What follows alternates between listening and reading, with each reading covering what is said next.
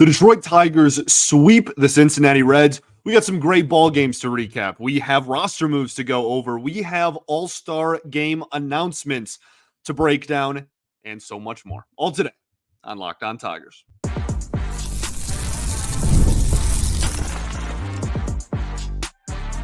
You are Locked On Tigers, your daily Detroit Tigers podcast. Part of the Locked On Podcast Network, your team every day.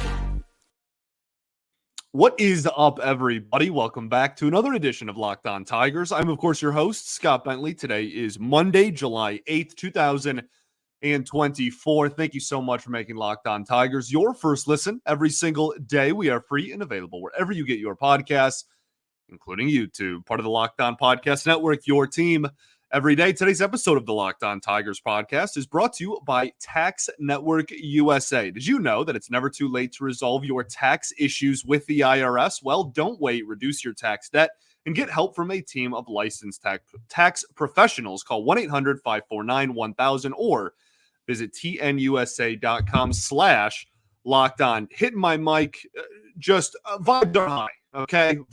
Vibes are high here. Had a fantastic weekend in Tigers, in the world of your Detroit Tigers. They sweep the Cincinnati Reds by scores of 5-4, 5-3, and 5-1. Very consistent offensive production there.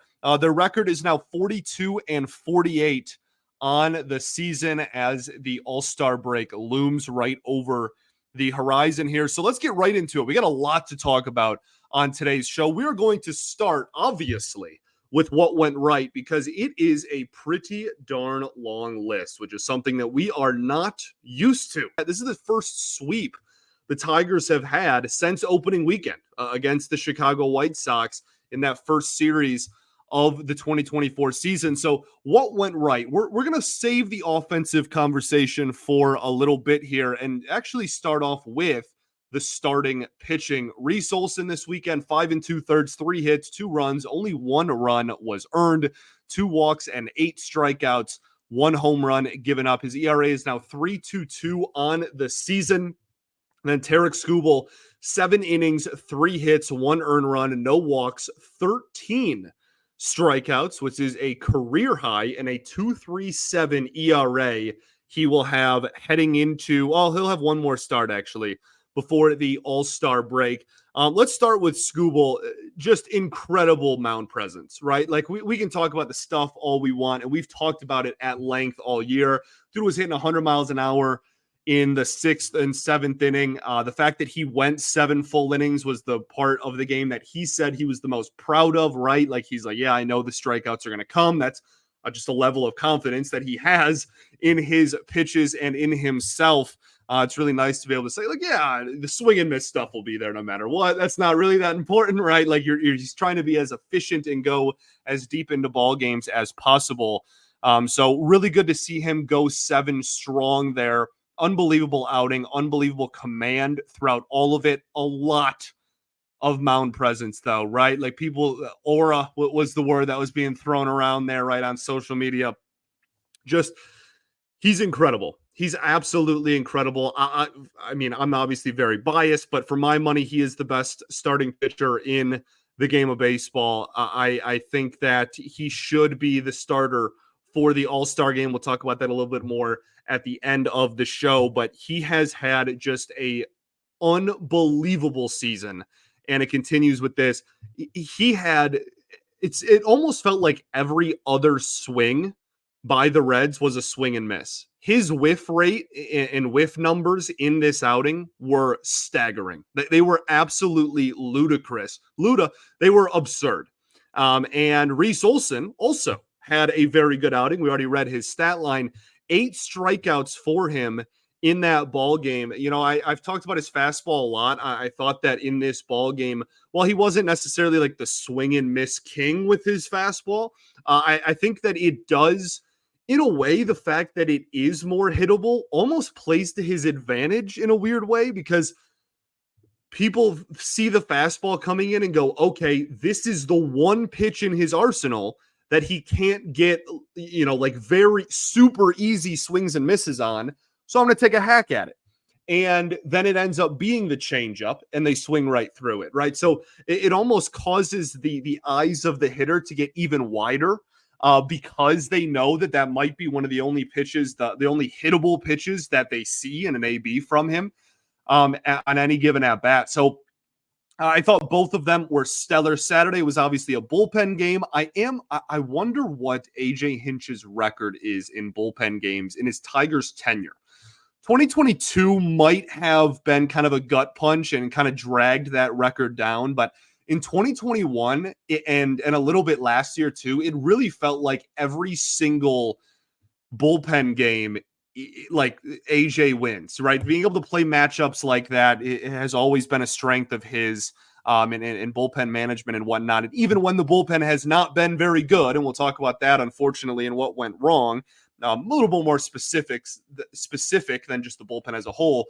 Saturday, very, very solid outing by pretty much everybody. Even Bo Brisky, who gave up a couple of runs, really had the swing and miss stuff working, racked up a lot of strikeouts and not very many innings out there. I thought that Saturday, for as much as, we'll talk again specifically about some individuals in the bullpen, as a whole, Saturday was a really, really good performance there. So yeah, starting pitching really, everybody's going to focus on the offense because there's some really, really big offensive performances this weekend, but it should not get lost in translation how unbelievable Reese Olson and Tarik Skubal both were on this series, or in this series rather.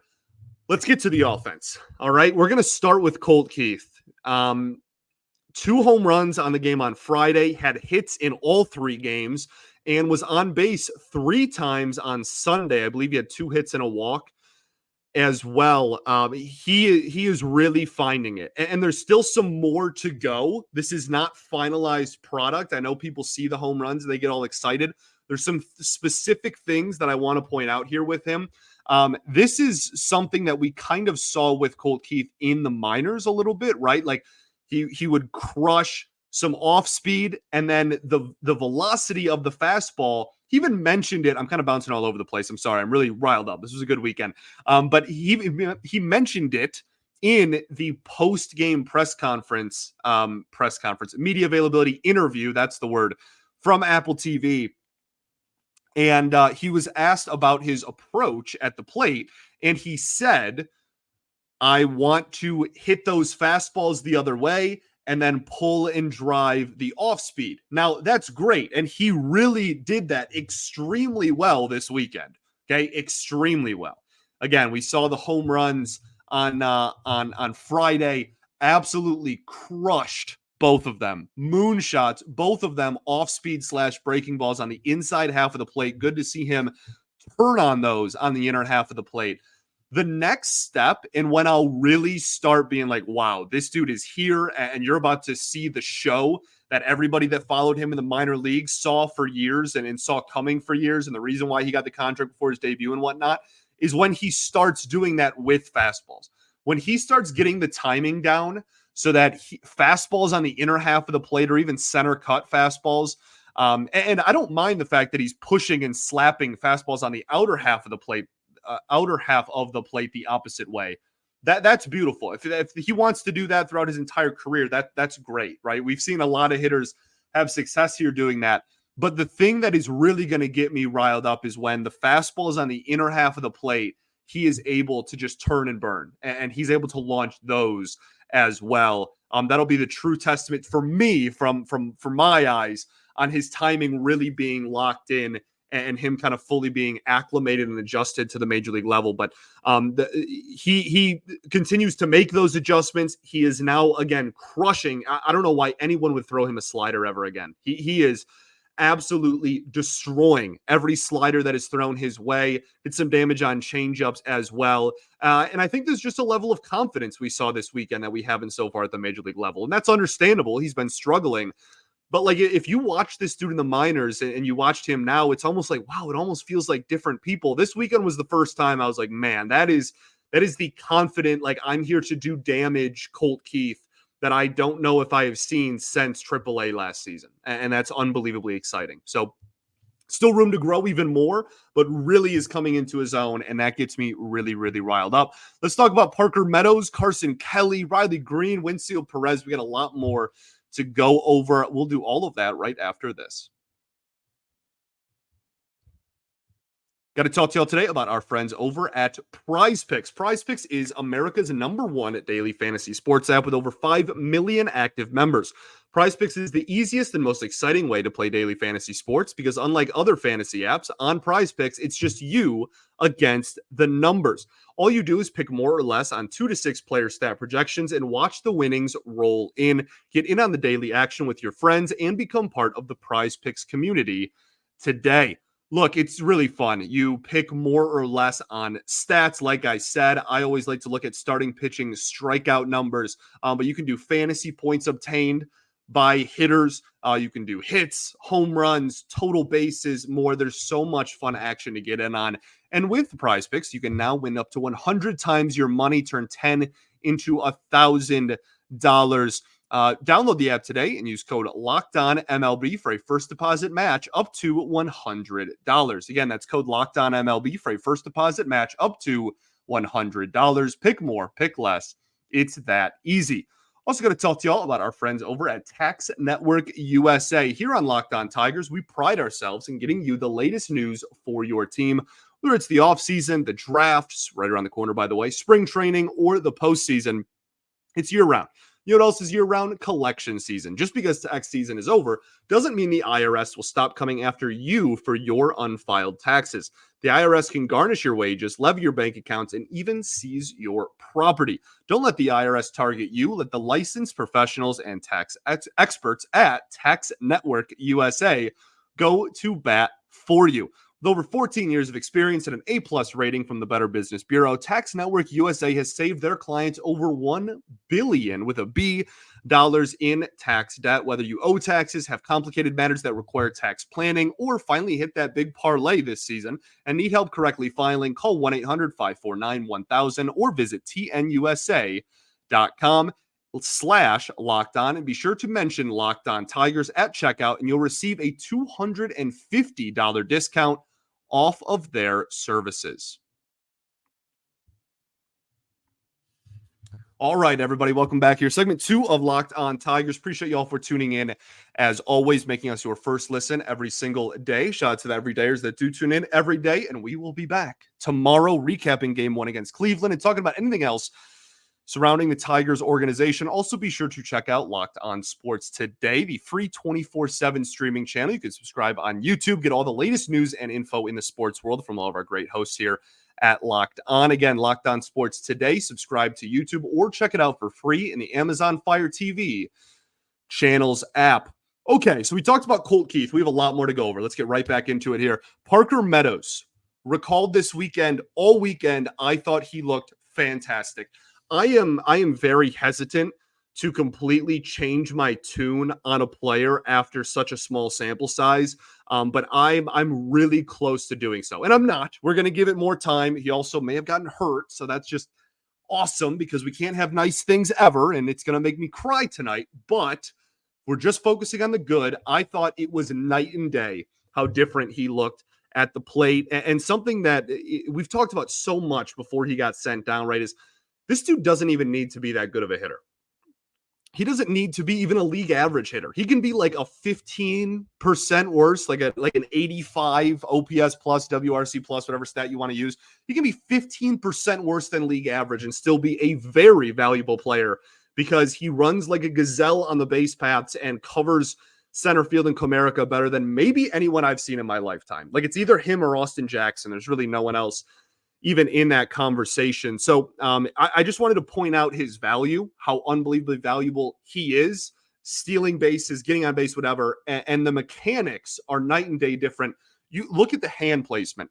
It is very different. And Evan Petzold of The Freep wrote a great article about that and about his hand placement and where the fact that he was dropping his hands a little bit more. Again, go read the article. Evan obviously does a great job. We talk about Ev all the time here, but really asked a lot of people involved with the process and whatnot about it too. Very good read.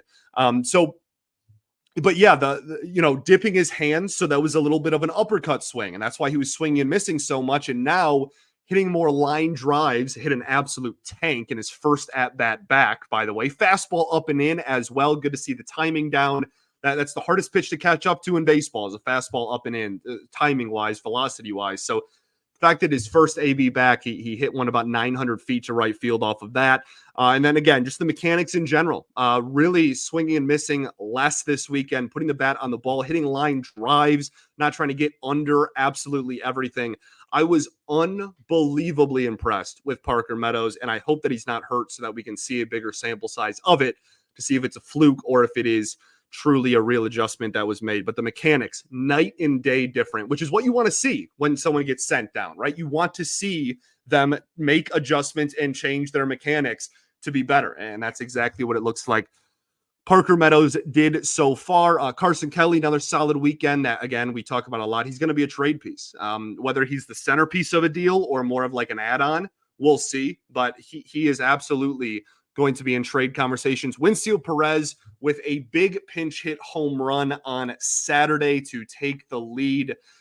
He's now hitting 258 with a 715 OPS on the season. Look, that's like around a league average hitter, man, like in today's day and age of baseball. And that from a guy who was not on really anybody's radar to come up and make a big impact at the MLB level this season.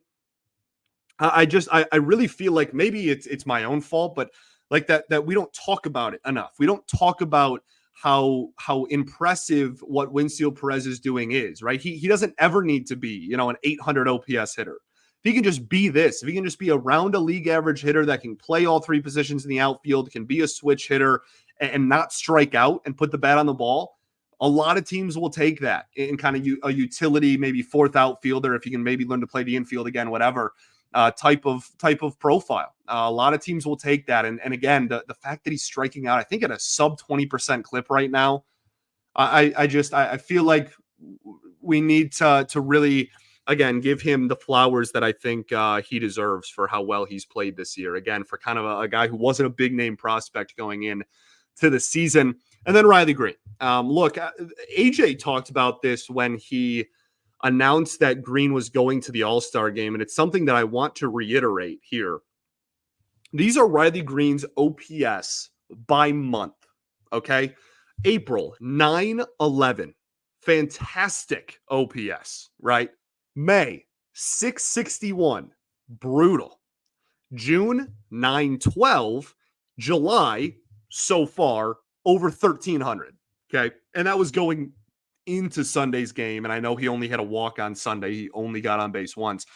So that maybe goes down a little bit. Regardless, like over 1,200, over 1,100 OPS so far a week into July. He had one bad month. That's it. He was bad in May. And besides that, it's not like, oh, he's been like an 800 OPS hitter outside of May. No, this dude has been like a 920 or better, right? Well, probably closer to like 915 or 920, somewhere in that range. OPS hitter. If you take, and it's a slippery slope, you can't just get rid of bad months and stretches. Obviously, I understand that. But again, just a testament to how good he has really been this season. He had one bad month, and it was a really rough month. And we were talking about it on here a lot, and the strikeout numbers were higher then. But his OPS on the season is 856. The walk rate is up 4% over last year, and the K rate is down about 1%, depending on what it is when it updates for Saturday and Sunday, like even down more potentially, a little bit over 1% K rate from last season. He is the 10th highest WAR according to Fangraphs amongst all outfielders in the entire game of baseball. That's a top 10 outfielder in the sport on your baseball team. Top 10 outfielder in baseball in the 6th highest FWAR amongst American League outfielders. One of the 5 or 6 best outfielders in the AL. And look, I'll end the conversation on this before we talked about what went wrong and then stuff. The conversation I've been having for a while now during this rough stretch in June was, how confident are you in this core, right? And I've asked it about 80 billion different ways because you can only have the same conversation so many times on a daily show, but a lot of different angles asking a similar question. how do you feel about this core? Or like when I asked multiple times, write down all the players you think are legitimately a part of this core going forward. This season and the tone on this season change dramatically. If Parker Meadows figures it out, if Colt Keith figures it out, if Riley Greene only has the one bad month, right? Dramatically. And like Torkelson, look, that is unavoidable. And like part of the presumed core is going to be, struggling. We'll see what happens in the second half. That is something that is, you can't convince yourself is going very well at the moment. But, and this is one series. I'm not saying my tune has changed, my tone, whatever, has changed, right? I'm not saying that I'm just, we swept the Cincinnati Reds, so I'm just magically like 100% on board now. Not what I'm saying. All I'm saying is if those players can even show some sort of semblance of what they showed this weekend going forward, the tone on what the future of this team looks like really does change dramatically.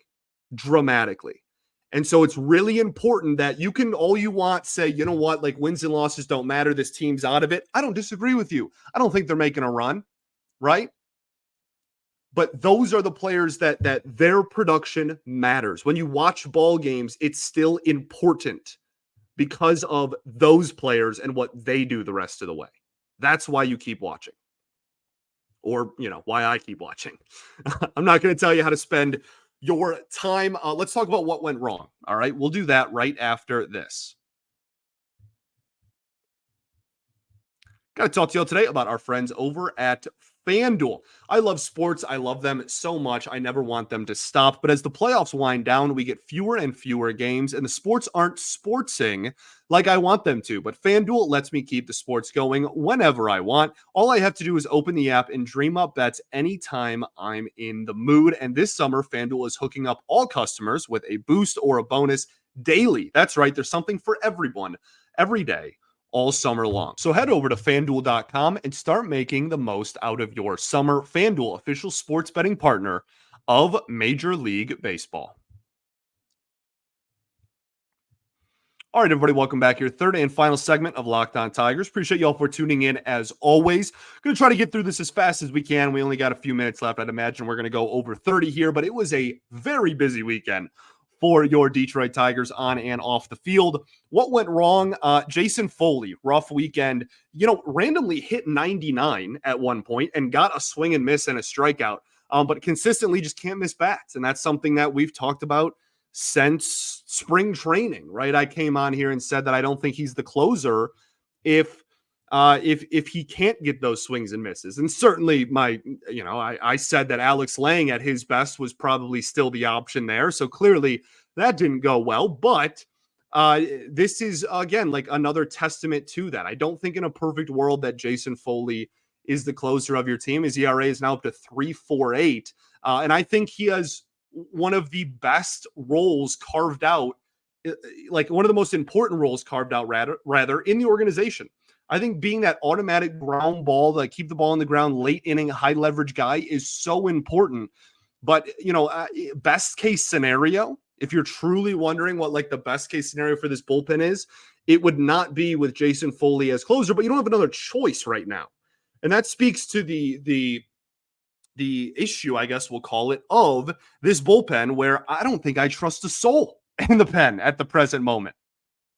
It's been brutal, and it was brutal. Again, the bullpen game on Saturday was good managing, and they pieced together a good game. But the high leverage situations for this pen continue to be really nerve-wracking. And Jason Foley now adds to that. I'm not sure there's anyone I really just blindly trust going into the bottom of the eighth or the bottom of the ninth in a tie or one-run ball game at the moment. And that's an issue. And so looking forward, we really have to figure out what dramatically has changed from last year to this year, because last year's bullpen was pretty solid. This year has not been.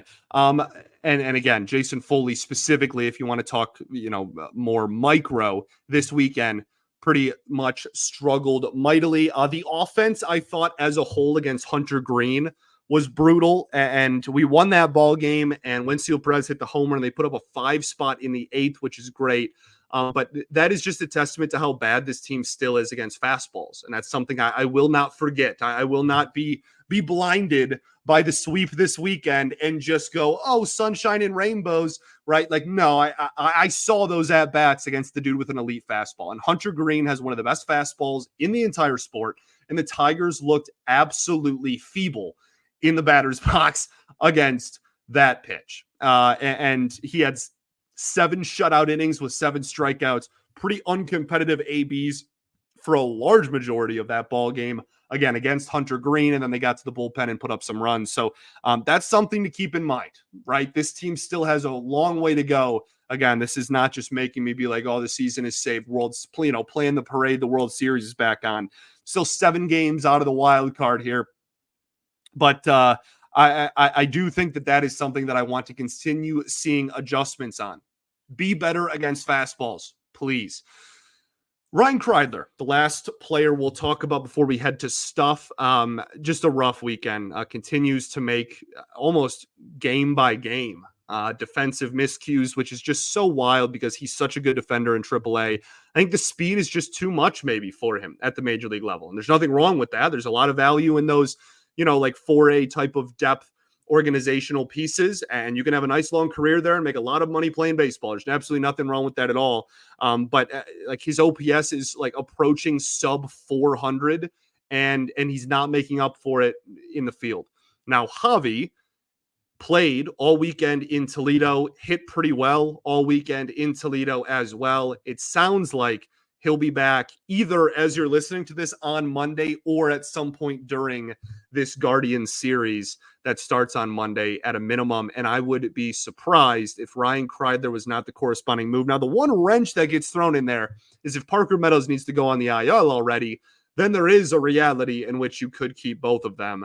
But we'll see. I think there's also a chance that they just bring Badu back up and still send Kreidler back down so that they can get another outfielder in here. We'll see how they want to shuffle those chairs. But I do think that when Javi is back, that is probably the end of Ryan Kreidler's stint in the major leagues. Let's talk stuff. Like I said earlier, that was the first sweep since opening weekend against the Chicago White Sox. That is absolutely awesome. And the Reds continue to have a pretty frustrating season. Locked On Reds, one of the best shows that we have on this network, by the way. Go check out Jeff Carr over there. But they are now 42-48. They have the same record as the Detroit Tigers. And this was a team that was in the playoff hunt for most of last season. Has an absolute electric factory and all-star in Ellie De La Cruz. Jonathan India has been hitting pretty well. They've gotten some pretty good defense too. But that lineup has been a lot shakier than I think they thought it would be going into the year. And the starting pitching, while there's been some bright spots, also some down. The bullpen been a little shakier than maybe they'd like as well. I think maybe last year was an exceeding of expectations. And now it might be a little bit lower than expectations or than true value, I should say. But maybe water will find its level here in the second half and they'll win a little bit more. But a rough first half for the Cincinnati Reds. Let's talk all-stars. The Detroit Tigers officially have 2 all-stars for the first time since 2017. Now, technically in 2022, they had 2 all-stars, but that was like Miguel Cabrera and Gregory Soto. And Miggy was not an all-star caliber player. They just gave it to him as like the farewell tour to him and Albert Pujols. So he doesn't count to me. This is the first time that they've had 2 players earn all-star spots since 2017 when Michael Fulmer and Justin Upton were both all-stars. Tarik Skubal and Riley Greene. There's a chance that Skubal could start the all-star game. He will be on 3 days rest going into the all-star game, I believe. And there will also be 2 games after the all-star game before our first series post all-star break, which is against the Toronto Blue Jays. So you got a 5-game window there. If you want to have him start and just pitch an inning, I'm sure they can work out something with AJ to potentially make that happen. But really, really cool. Really cool. There's an argument the best pitcher in baseball is a Detroit Tiger, which is the first time we've been able to say that in over a decade. And there's a real chance that one of the upcoming stars in this game is a Tiger in Riley Greene, who is, again, outside of May, having an absolutely phenomenal season. And seeing them both in the All-Star game is going to be really, really cool. Where is that? Is that at Arlington? Is that in Globe Life? So it'll be fun. And the Detroit Tigers with 2 All-Stars, baby. 2 All-Stars. It feels good. It's been a long time. It's been a really, really long time since that's been a thing. That's exciting. And they both deserve it too, right? They're not like cheapies. Like that is they're 2 guys that absolutely deserve both of those. Greene will go in off the bench.